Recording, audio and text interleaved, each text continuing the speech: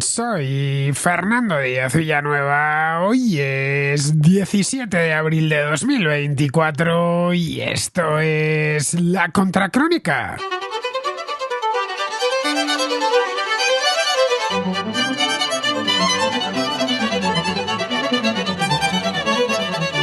Te apuntaste una victoria, aprovéchala. Esto fue lo que, según cuentan, le dijo Joe Biden a Benjamin Netanyahu tras el ataque iraní del pasado fin de semana. Para Biden, aprovechar esa victoria es no cebarse con un contraataque, ya que el fracaso de la operación iraní fue una victoria en sí misma. Todo un dilema para el primer ministro de Israel, que si decide responder de forma directa, no contará con el apoyo de Estados Unidos y tampoco con el apoyo de los aliados que le ayudaron a defenderse. Esto Joe Biden ya se lo ha hecho saber. Pero es poco probable que los israelíes se queden con los brazos cruzados. A los israelíes les gustan las victorias, pero no las victorias defensivas, que en suma es en lo que consistió el ataque del sábado. De hecho, ya han adelantado que responderán, pero no han especificado ni la forma ni el momento en el que lo harán. Es para ellos una cuestión de orgullo y de dejar claro que se defenderán de cualquier agresión, venga de donde venga. No quieren mostrar debilidad ante Irán, todo lo contrario, quieren transmitirle la idea de que atacarles tiene consecuencias dolorosas, por mucho que el ataque haya fallado. Eso mismo fue lo que el ministro de Defensa israelí, Yoav Gallant, comunicó al secretario de Defensa estadounidense, Lloyd Austin, generando cierta inquietud en Washington, ya que lo último que desea en estos momentos la administración Biden es verse involucrados en un conflicto a gran escala en Oriente Medio. No olvidemos que en Estados Unidos se celebran elecciones dentro de pocos meses. El gobierno israelí está de hecho ante varios dilemas, no uno.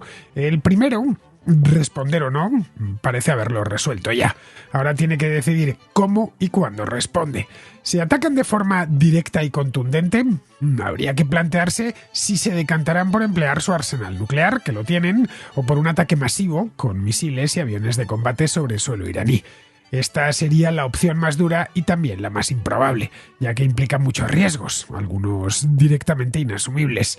Podrían apostar por opciones menos arriesgadas, como un ataque selectivo sobre los activos nucleares y las bases aéreas iraníes que minimizase el número de bajas, pero que infligiese un coste alto al enemigo.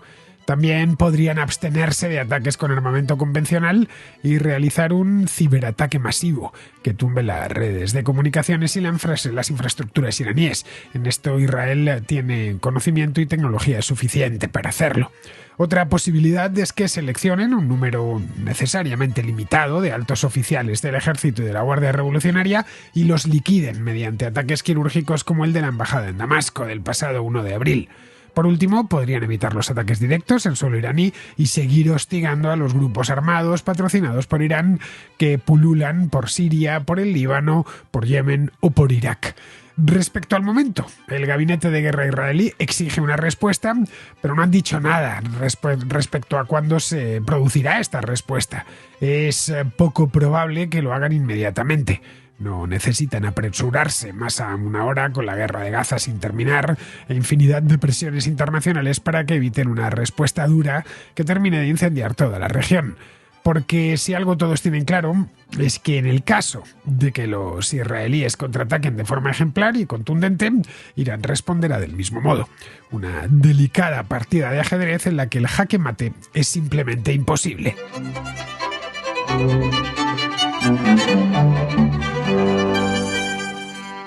Llevamos todos desde el domingo hablando de la respuesta israelí al ataque de este fin de semana. De esto ya hablé ayer y anteayer. Sé que el tema está siendo el tema de la semana, pero es que es el tema de la semana. Y más cuando aquí en La Contracrónica pues hay tanto precedente. Este lunes participé en el programa En Libertad junto al almirante Juan Rodríguez Garat y a Yago Rodríguez, a quien muchos de vosotros conocéis por su popular canal de YouTube. Y hablamos los tres sobre este tema del ataque, el ataque iraní sobre Israel, y al final Jano García nos preguntó qué creíamos que podría pasar de aquí en adelante. Es decir, cómo y cuándo respondería Israel. También nos preguntó si respondería, aunque eso sí, esa duda no hace falta que nos la pregunten a nosotros. El propio gobierno israelí ha dicho que va a responder. Bien, como ni Juan, ni Yago, ni yo somos adivinos, no tenemos bolas de cristal, no somos pitonisos, pues no nos quedó más remedio que apuntar distintas posibilidades. En lo que los tres coincidimos fue en que habría respuesta, ya que Israel ha dicho que la habrá y además no se puede permitir no darla. Su posición ahora es especialmente vulnerable. No olvidemos que Israel ha sido atacada 2 veces en 6 meses, una el día 7 de octubre y la otra el día 13 de abril. Una por tierra y de manera especialmente horrible, como fue los comandos que se infiltraron en el sur de Israel, estos comandos terroristas de Hamas, que aparte de matar a muchísima gente, secuestraron a otros tantos y se los llevaron a la Franja de Gaza y que dio origen a la actual guerra de Gaza. Y la otra por aire lo acabamos de ver, aunque eso sí, esta vez ha sido incruento el ataque. Tienen que responder en una palabra y demostrar que no solo están en posición de defenderse, algo que por cierto han hecho muy bien, sino también de atacar. Partiendo de ahí, de una respuesta que yo considero segura, ya sé que no tengo bola de cristal, como he dicho antes, pero la considero segura, podría ser que me equivoque, pero a poco que uno conozca la historia de Israel y el espíritu combativo de aquel país, pues lo más probable es que suceda eso, y a poco también de que uno se deje llevar, se fíe de las palabras de su propio gobierno. Bien, a partir de aquí habría que ir deshojando la margarita y contemplando distintas opciones, que es lo que vamos a ver en la contracrónica de hoy. La primera sería un ataque con todo lo que tienen. Si habéis estado leyendo sobre este tema en los últimos 2 días, veréis que algunos, los más exagerados, dicen que Israel, va a echar toda la carne al asador. Es decir, un ataque nuclear combinado con una ofensiva aérea masiva.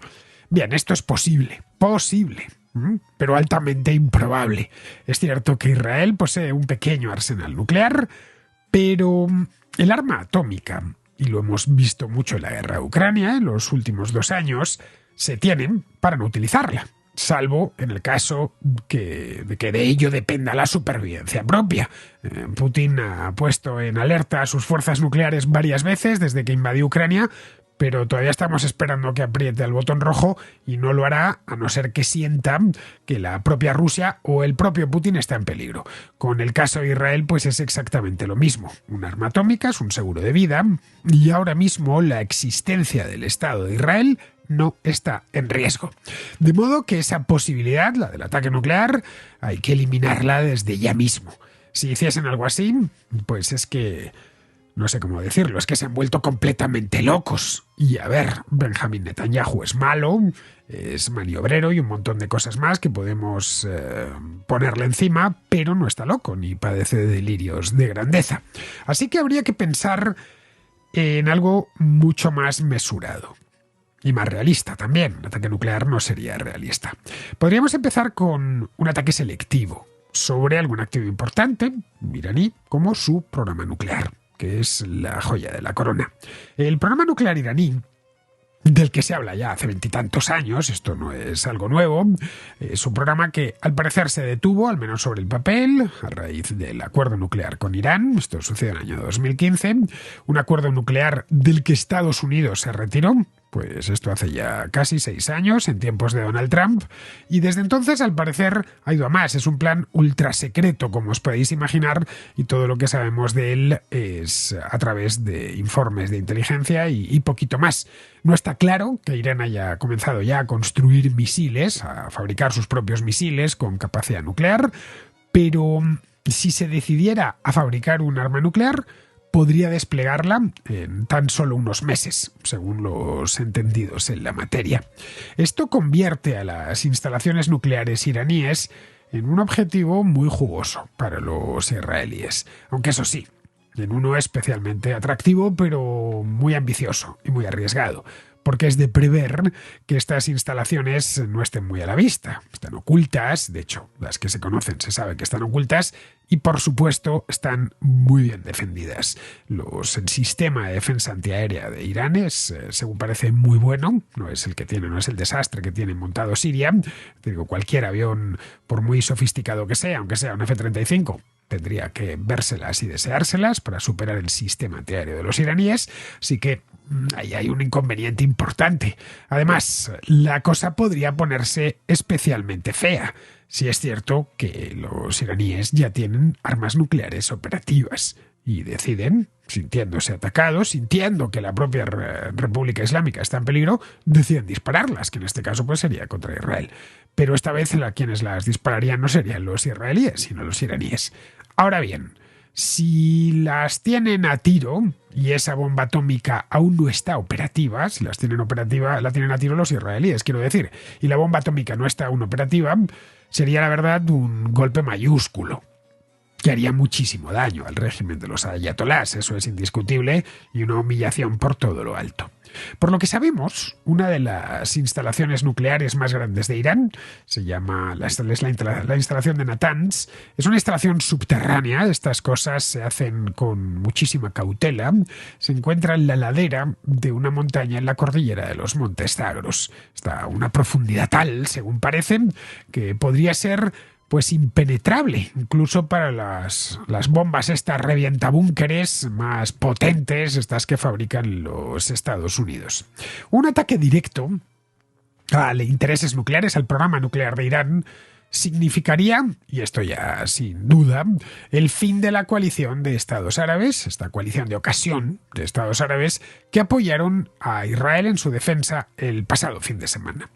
También podría llevar, naturalmente, a que las franquicias iraníes, estos representantes, estos proxies que tienen distintas partes de Oriente Medio, Hezbollah en el Líbano, sin irnos muy lejos, a que se pongan en marcha.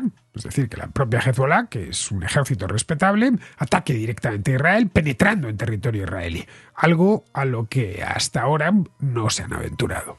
Luego hay otro elemento aquí, y es en el caso de que se decidan proteger el programa nuclear.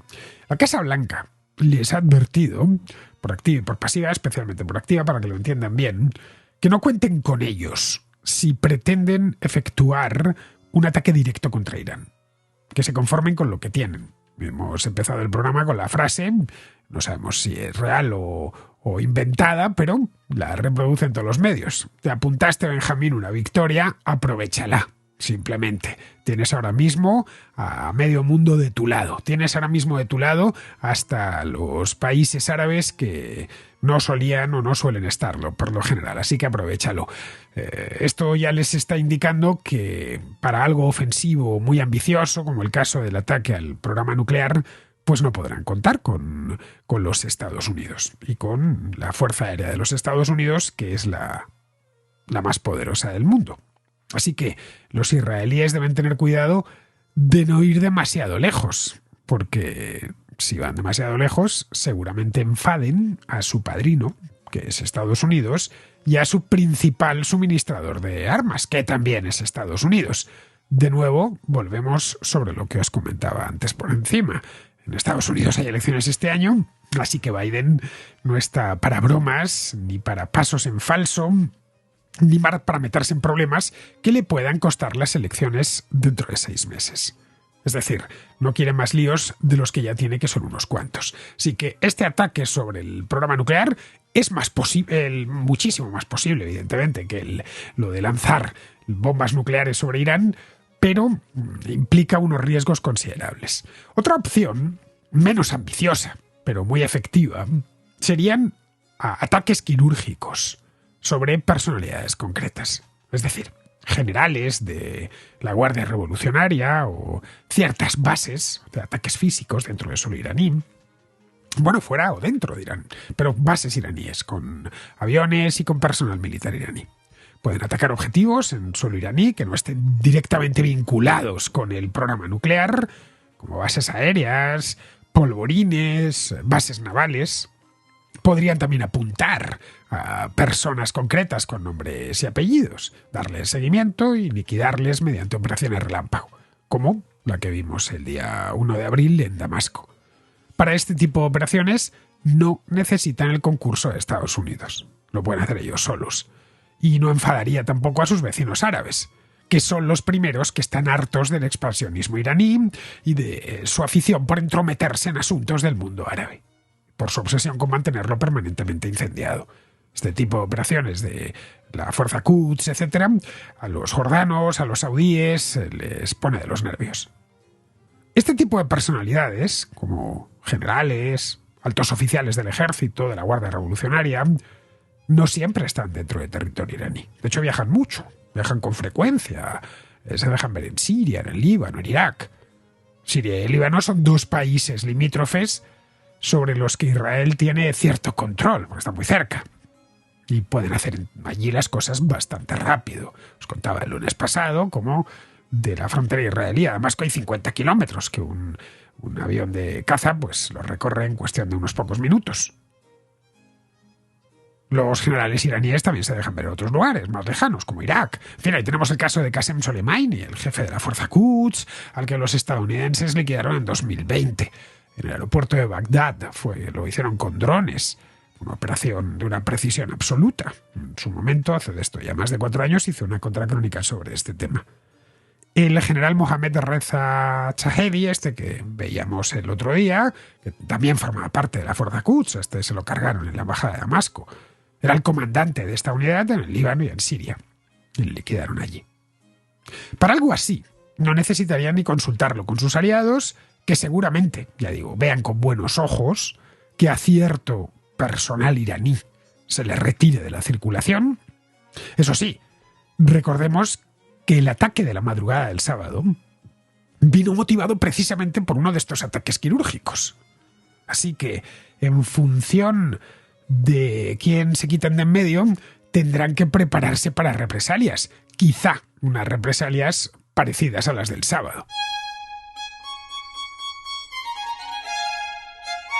La ventaja de esto es que no sería algo inmediato, y eso es decir, que ataquen a personalidades concretas y que los liquiden. Y eso permitiría que la situación se relaje un poco, que la verdad es que falta hace. No sería algo inmediato porque estas cosas no se improvisan. Hay que localizar primero al objetivo, seguirle y darle caza. Todo con mucho cuidado, planificando la operación con muchísima meticulosidad. Eso no va a ser sencillo porque, bueno, parece obvio que los iraníes esperan algo de esta índole. Es decir, que vayan a por ciertos personajes, motivo por el cual los principales oficiales del ejército y de la Guardia Revolucionaria vigilarán muy mucho sus movimientos y tratarán de pasar desapercibidos. Bueno, hablo en el futuro, en el presente. Ya vigilan mucho sus movimientos y tratan de pasar desapercibidos, extremando las medidas de seguridad que les rodean. De manera que, en el caso de que se decidan a ir por ahí, la cosa se antoja que va para largo. Podrían conseguirlo ya que Israel, si se ponen a ello, Israel cuenta con muy buenos servicios de inteligencia y cuenta también con la capacidad tecnológica para montar operaciones de este tipo. Operaciones de este tipo quirúrgico, como la que hemos hablado de Qasem Soleimani en 2020. Pero no es algo precisamente rápido. Nos enteramos del último capítulo, que es la eliminación. Pero hasta que se llegue allí pueden pasar meses, pueden incluso pasar años. No sé, quizá siendo optimista, dentro de 10 meses, nos enteramos a finales de este año, principios del próximo, nos enteramos por un breve en la prensa que tal o cual general iraní, del que nadie conoce el nombre, salvo en su casa, ha muerto víctima de una operación israelí en algún rincón de Siria o de Irak. Bien, ahí, en ese breve, estará la respuesta a Israel al ataque del sábado. Pero claro, no interesará ya tanto como el ataque en sí mismo. Si eliminan las represalias armadas, es decir, que deciden no atacar ni matar a nadie, a ningún general, ni por supuesto usar armas nucleares, ni volarles una base aérea, nada. Por miedo a que evidentemente la situación escale o a que se encuentren con la negativa de Estados Unidos, les queda la opción de realizar un ciberataque contra Irán. Sería una respuesta de nivel inferior, al menos desde el punto de vista informativo, pues claro, no es lo mismo, pero si el ataque es fuerte puede poner patas arriba a Irán. Les puede cortar las comunicaciones, tirárselas por completo. No sé si devolver al país a la edad de piedra, pero un ciberataque puede ser muchísimo más efectivo que un ataque con bombas de verdad. Israel puede hacer estas cosas, es una potencia tecnológica de primer orden. Cuenta con empresas punteras a escala mundial y están muy avanzados en campos como la seguridad informática o la inteligencia artificial. Vamos, que no es casual que Pegasus, la aplicación aquella, que esta aplicación espía que se ha hecho tan famosa en España, hasta que le instalaron en el teléfono móvil a Pedro Sánchez, pues que Pegasus sea de origen israelí, que la desarrolla una empresa israelí. Se trata, al parecer, de una aplicación indetectable y de una efectividad muy difícil de detectar y de una efectividad asombrosa. Bueno, esta de Pegasus es tan potente que solo se vende a gobiernos, previa autorización del propio gobierno israelí. De ahí que, a raíz de aquello de Pedro Sánchez y de algunos ministros, se habló que había sido el gobierno marroquí el que había, instalado, se había infiltrado en estos teléfonos de ministros y del propio Pedro Sánchez. Esto es lo que se habló en aquel momento. No lo sabemos porque, evidentemente, estas cosas nadie las reconoce en voz alta. Por último, pueden concentrar su respuesta en lo que ya han venido haciendo, es decir, no variar el guión. Es hostigar a las franquicias iraníes en su área de influencia, que lo dominan bastante bien, es decir, en el Líbano y en Siria. Hay quien tiene más que perder es Hezbollah. Hezbollah, como bien sabemos, es una mezcla de milicia terrorista y partido político que está siempre a la gresca con el ejército israelí. Es, de hecho, la franquicia iraní más importante del mundo. La mejor organizada, la más disciplinada y la que más y mejores armas posee. Hezbollah es un ejército en sí mismo, con capacidad ofensiva y organizado de forma plenamente profesional. Hasta ahora los israelíes se han contentado con contenerlos, a sabiendas de que los primeros que no quieren lío son los de Hezbollah. Llevan los de Hezbollah desde el 7 de octubre o el 8 de octubre del año pasado diciendo que van a abrir un segundo frente en el norte y, bueno, aún estamos esperando a que lo hagan. Y todavía no lo han hecho.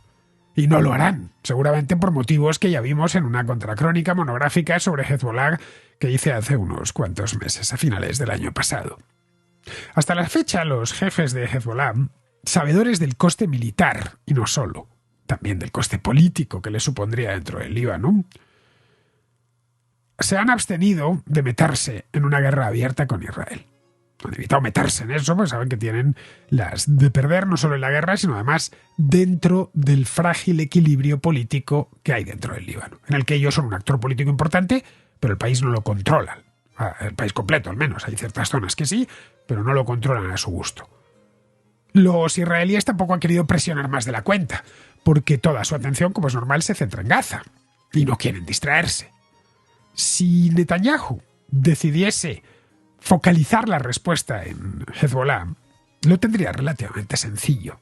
No tendría más que desplazar tropas al norte del país, tiene ya muchísima gente movilizada en Israel, y emprender una ofensiva aérea lo más devastadora posible. Pero eso tiene sus riesgos.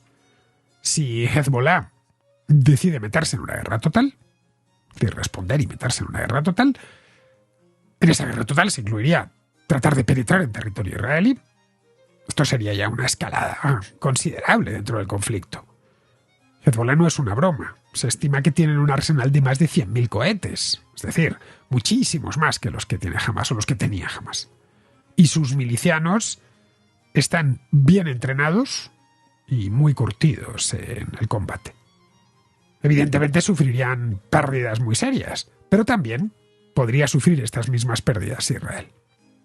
Como hemos visto, hay un abanico muy amplio de opciones para la venganza, para la respuesta. Desde desatar una guerra nuclear hasta montarse una guerra localizada en el sur del Líbano contra Hezbollah, pasando por operaciones selectivas de alto impacto, pero de ejecución lenta, y no especialmente espectaculares de cara a la galería.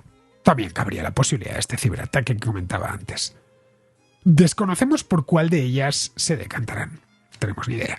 Pero lo que lo harán es hacerlo. No sabemos cuál, pero una de ellas las harán. No se quedarán con los brazos cruzados. Lo del sábado fue indiscutiblemente una victoria para Israel, pero una victoria de carácter defensivo. Y ese tipo de victorias Al ejército israelí no le gusta, no las entienden bien. Les gusta, evidentemente, que hayan fracasado los iraníes, pero les gustan más las victorias ofensivas. Tienen que responder por muchas razones. Una de ellas es que la capacidad de contraataque iraní ha quedado ligeramente mermada tras lo del sábado. Irán empeñó muchas armas en este ataque. Disparó más de 100 misiles balísticos, más de 30 misiles de crucero, más de 150 drones. Ese material ya no está en sus arsenales y lo tienen que reponer. Algo que no se repone en 10 días, ni en 2 meses, ni en 3 meses, por mucho que ponga las fábricas a pleno rendimiento. De hecho, según parece, y he podido leer, los iraníes tienen una escasez severa de lanzadores de misiles. Les quedan, según he leído, unos 300. Por lo que en el caso de que quieran montar una operación similar a la del sábado, tendrían que medirse. Especialmente si quieren montarla en poco tiempo. En fin, pase lo que pase, ya nos enteraremos, pero no tiene por qué ser mañana. Igual pasa suficiente tiempo como para que esto haya sido ya olvidado. Vamos con la contrarréplica. Empezamos con Francisco, que, siguiendo con el tema este que nos entretiene desde hace días del mercado laboral en España, nos habla de una figura bien conocida, la de los falsos autónomos. Hola Fernando, ya que estoy hablando del mercado laboral español y su rigidez y lo malo que es, quería aportar una idea para flexibilizarlo y no tener a los dichosos y malignos y mal llamados agentes sociales todo el día en la calle. Un atajo sería dejar de perseguir la figura del falso autónomo. El falso autónomo, para quien no lo sepa, es un autónomo que tiene como principal fuente de ingresos una sola empresa. En ese caso, el Estado viene y dice, oye, tu relación con esta empresa no tiene que ser esta, tiene que ser esta otra. Para que nos hagamos una idea de lo totalitario que se ha vuelto el mundo de hoy día, que, como bien dice Fernando, somos más ricos, pero yo no estoy de acuerdo en que seamos más libres. Tú no puedes ser contratado en las condiciones que tú quieras. Bueno, pues el gobierno te persigue si haces eso, y a la empresa que te contrate y como tenga la figura del falso autónomo, pues se le cae el pelo, literalmente. Entonces, lo que obliga a la empresa es a contratarte como asalariado para que sea rígido, para que no puedas elegir muchas cosas. Si se dejase de perseguir al falso autónomo, lo que pasaría inmediatamente serían un montón de cosas beneficiosísimas para el mercado laboral. La primera es que, como bien sabréis, el autónomo no tiene salario mínimo. Es decir, si sale incluso a pérdidas, tienes que seguir pagando impuestos. Que eso es otra. Tendría lo que dijo Garamendi hace poco, ¿no? Tendrías tú que pagar la seguridad social, que supieras tú cuánto estás pagando de seguridad social. Por eso les duele tanto a los autónomos pagarla, porque lo tienen en su cuenta y luego tienen que transferirlo a la seguridad social. O sea que el falso autónomo permite además la concienciación de todos los trabajadores de los impuestos que pagan. El falso autónomo además puede elegir sus vacaciones, como haces tú, Fernando, que te coges pocas, por cierto. Puede elegir sus vacaciones y puede elegir trabajar en tus vacaciones si te pagan bien o no, o cogértelas. Yo soy autónomo y muchas veces le digo a mi empresa, oye, mira, esta semana no voy a trabajar y dejo de cobrarla, ¿de acuerdo? Claro, eso es lo que tú has dicho hoy, que la empresa descuenta esas vacaciones, no son vacaciones pagadas, descuenta que tiene esas pérdidas y las compensa en otros meses. Entonces, pues bueno, yo elijo mis vacaciones, yo elijo cuándo tenerlas, etcétera, y elijo mis horarios, por cierto. En algunos casos no se puede, pero bueno, esto sería otro beneficio, ¿de acuerdo? Podría elegir trabajar más o menos. A lo mejor estoy en la flor de la vida, en vez de trabajar 40 horas, quiero trabajar 60 a la semana. Pues eso sería otro buen efecto, que no tienes que tener una regulación de estas condiciones, porque tú eres tu propio jefe, eres un autónomo. Luego también desincentivaría las bajas. Se dice de broma muchas veces que los autónomos no se ponen enfermos en España y los asalariados sí. Pues básicamente eso es porque hay un incentivo a ponerse enfermo cuando eres asalariado. El autónomo que no trabaja es autónomo que no cobra, como en las vacaciones. Así que se desincentivaría que la gente se pusiera enferma para no acudir al trabajo. De hecho, está demostrado que los autónomos se ponen menos tiempo enfermos que los asalariados, de media. Y por último, y no menos importante, que la he dejado para el final porque me parece lo más importante, es que los autónomos no tienen derecho a indemnización por despido.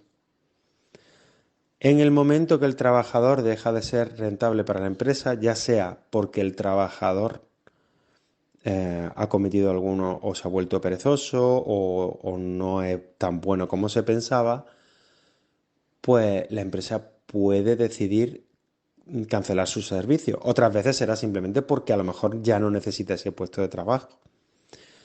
Podrían hacerse contrataciones parciales, temporales, por hora, sin convenio, con convenio, el que decida el autónomo. Así conseguiríamos mucha más libertad y creo que sería un atajo bastante interesante, aunque no creo que vaya a suceder nunca. Bueno, siento haberme extendido tanto con este mensaje. Un saludo y gracias por tu programa, Fernando. A mí eso de los falsos autónomos, Francisco, siempre me fascinó. Es decir, eso de que te impongan ser un asalariado cuando tú lo que quieres es ser autónomo, aunque solo tengas un único cliente. A mí ser autónomo me gusta porque me da libertad y me da cierto poder de negociación. Es decir, no estoy sometido a los horarios de la empresa ni a su disciplina. Me encargan un trabajo, lo entrego y cobro por él. La empresa no me pide exclusividad y si me la pide, pues esa exclusividad se la facturo. Uno se encarga de llevar sus propios impuestos, sus propias facturas y bueno, y te permite además te da libertad, te permite buscar clientes nuevos y meterte en aventuras. Vamos, que eres mucho más libre en todos los aspectos. Además, tiene otra ventaja añadida. Al primer impago dejas de prestar el servicio y no hay mucho más. Asunto resuelto. Te dejan una factura sin pagar, una. Como te pille un impago siendo asalariado, ve preparándote porque te va a tocar pasar unos meses de auténtico horror trabajando sin cobrar hasta que recuperes lo que te deben, si es que lo recuperas. Que ya sabemos lo que puede llegar a pagar el Fogasa. Ese calvario te lo ahorras siendo autónomo, ya que eres un simple proveedor de servicios. Pero en España, culturalmente, se tiene al trabajo autónomo como ese lugar horroroso en el que terminan los que no encuentran un trabajo en nómina, cuando es todo lo contrario. Como autónomo tienes muchas más posibilidades laborales, a poco que seas laborioso y emprendedor, claro. No pierdes ni un minuto y si la relación con un cliente se vuelve imposible, lo dejas, porque no estás atado más que por un contrato y a menudo ni siquiera eso. De hecho, la práctica totalidad de la mano de obra debería estar formada por autónomos. Pero en España pocos quieren serlo, ya que tiene mala fama eso de ser autónomo y además te crujen con la cuota. Pero es que el asalariado también la paga, pero claro, no lo ve. La empresa realiza esos pagos por él. Pero bueno, la visión de nuestros políticos es que el autónomo es un estorbo. No le puedes vigilar fácilmente y además es un mal ejemplo, porque sabe hasta el último céntimo que le cuesta trabajar. Por eso es poco habitual encontrarse con autónomos de izquierdas.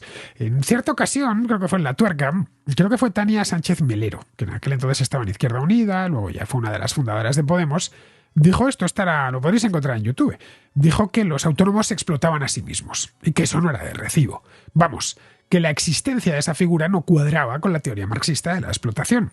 Y a ver, en cierta medida tenía razón. Los autónomos explotamos nosotros mismos nuestra fuerza de trabajo. No la explota un tercero, como en el caso de los asalariados. Caray, por eso persiguen la figura del llamado falso autónomo, a menudo con el concurso entusiasta de los propios autónomos cuyo sueño dorado es estar en plantilla. Bien, vamos ahora con Carlos, que está en el Reino Unido y que nos habla de su experiencia en el mercado laboral británico. Hola Fernando y a todos los contraescuchas. Quería contestar a Mauro, el contraescucha que habló sobre las diferencias de trabajo de Reino Unido y España, y quería darle toda la razón a ti y a Mauro. Y por mi experiencia aquí en Reino Unido, yo vine aterrado. Prepandemia, fui de los últimos en conseguir el número de la Seguridad Social a través, de la forma fácil, pre-Brexit también. Y mi introducción al mercado laboral sin estudios altamente cualificados y sin casi inglés fue un poco desastre. Y yo estaba aterrado porque me echaron a los 6 meses por una pequeña depresión, pues por el tema de la pandemia, no podía ir a ver a mi familia, toda una incertidumbre. Bueno, pues fue muy duro. Y no rendía bien, entonces pues me echaron, me dijeron, oye, pues no vales tal, y claro, no me pagaron nada de indemnización, vi la facilidad, los pocos, entre comillas, derechos laborales que en España siempre predican que teníamos aquí. Pero bueno, me puse un poco las pilas y me di cuenta lo fácil que es conseguir trabajo aquí, que se te rifan, que cada vez las empresas están ofreciendo mejores condiciones, mejor salario, vacaciones pagadas, con horas extra incluso, para la gente, porque no hay trabajadores suficientes. Yo no sé si hay pleno empleo, pero cerca le andará Reino Unido. Yo sé que en Manchester hay un paro de un 1,5% o algo así, o un desempleo. Y me sorprende la cantidad de mensajes que recibía a mi LinkedIn, que recibía en correo electrónico, por agencias. Aquí normalmente se entra por agencia, hay agencias de trabajo, parecido a ETT, pero el contrato funciona diferente, se llama contrato ongoing o 0 horas, que básicamente es que tú trabajas indefinidamente hasta que no te necesiten, o si trabajas mal, pues te vas sin una mano delante y otra detrás, ¿no? Como se diría en España. Pero la ventaja es que al día siguiente o a los 2 días ya tienes trabajo en otro lado. Entonces, bueno, pues yo conseguí en una agencia de esta, me he conseguido trabajo en una gran empresa de aquí y estoy súper contento, rindo. Yo siempre he rendido bien, ¿no? No es por tal, pero, jolín, los españoles trabajamos muy bien, que se nos tacha de vagos, pero no es así para nada. Y tienes oportunidades de ascenso, me han dado cursos de mogollón de cosas, he aprendido inglés muy bien, de hecho ellos me ayudan, hay un ambiente laboral fantástico y sé que si me echan por cualquier cosa voy a encontrar trabajo en nada. Y bueno, es que aquí las oportunidades son muy muy diversas. Hay gente que se queda en las agencias porque cobra mucho más y van de un lado para otro todos los días. Oye, por ejemplo, en hospitales suele ser muy así, un enfermero, oye, aquí te necesitan hoy, aquí mañana, aquí 2 días, aquí una semana. Y, y la gente, pues mucha gente se tira años sabáticos. Las pensiones, el plan de pensiones es una maravilla. Yo tengo uno muy muy bueno que es directamente relacionado con esta empresa y que estoy súper contento con ello, porque la pensión de aquí es muy baja, de las más bajas de Europa, pero es que el plan de pensiones es buenísimo. Aparte de destinar una cantidad bastante cuantiosa, porque lo que cobras aquí te lo puedes permitir, en algunas, como en mi caso, te doblan la pensión. Si tú acumulas 100.000 libras, te dan 200.000 al final. Entonces, bueno, creo que yo no lo veía así hasta que llegué aquí, pero el sistema que hay aquí para trabajar es magnífico porque todo el mundo tiene trabajo, todo el mundo tiene que trabajar y no hay ingreso mínimo vital, al menos que yo vea. Todo el mundo trabaja aquí y es, por ejemplo, es incluso otra anécdota. Cuando viene mi familia aquí me dice, qué raro se me hace ver mujeres con velo, musulmanas, trabajando. Y yo, sí, sí, o sea, aquí trabaja todo el mundo. Y es algo curioso porque en España no pasa, pero aquí sí. Y sí, sí, no hay, todo el mundo tiene oportunidad, si ven que vales, te van a premiar por ello. Así que nada, simplemente quería recalcarlo y contar un poco una experiencia desde otro país para que la gente tenga más puntos de vista. Así que un saludo a todos los contraescuchas. El británico, tal y como nos has explicado, Carlos, es un mercado laboral saludable y como resultado rara vez el desempleo supera el 3%. En algunos lugares como Londres o Manchester ronda el 1%. Como decía ayer aquí, el problema no es el despido. El problema es la contratación. Es decir, que cuando estés sin trabajo no tengas problemas en encontrar un nuevo empleo. Algo tan elemental no lo entendemos en España. Existe la idea muy extendida de que el trabajo ideal es el trabajo para toda la vida y que vayas acumulando trienios en él. Es decir, que los trabajadores del sector privado son una especie de funcionarios con menos privilegios. No es así. Por fortuna. No trabajamos para estar en el mismo sitio toda la vida. Trabajamos por dinero y porque el proyecto en sí nos gusta. Si no nos pagan lo que creemos que vale nuestro trabajo o tenemos un empleo que nos disgusta, lo suyo, lo recomendable, es buscar otro. Pero claro, esto aquí nos estila, ya que si abandonamos un empleo por nuestro propio pie, nos costará muchísimo encontrar otro. Y además tenemos el desincentivo de que nos desprendemos de la indemnización, que es una suerte de capitalito que hemos ido acumulando con los años. Esa escasez que hay de trabajo solo beneficia a los empleadores, no a los empleados. En el Reino Unido sucede el caso inverso. El sistema es flexible, por lo que las empresas se pelean por los trabajadores. No los trabajadores por las vacantes que les ofrecen las empresas. El día que en España se entienda algo tan básico, el país va directo a la estratosfera en términos de crecimiento económico, porque los trabajadores españoles son por lo general muy apreciados en mercados de primer nivel, en lugares como Alemania, Inglaterra o los Países Bajos. Es gente muy laboriosa y responsable que vienen curtidos de uno de los mercados laborales más difíciles del mundo, que es el español, en el que hay que sobrecualificarse y dejarse la piel para mantener el empleo o conseguir uno. Bien, vamos ahora con Bernardo, que nos habla de algo que está ocurriendo en Canarias y que, hasta que me lo ha contado él, yo desconocía por completo. Hola, Fernando, Contraescuchas. Me gustaría saber un poquito más, o si pudieras hacer un resumen de lo que está pasando en Canarias con la vivienda. Estas noticias que estoy viendo de que hay gente que la están denunciando, bueno, ya las han sancionado por no poner su piso a disposición de una empresa privada para alquiler turístico. O sea, es que al ver la noticia pensaba que estaban hablando de otro país. O sea, no entendía, ¿no?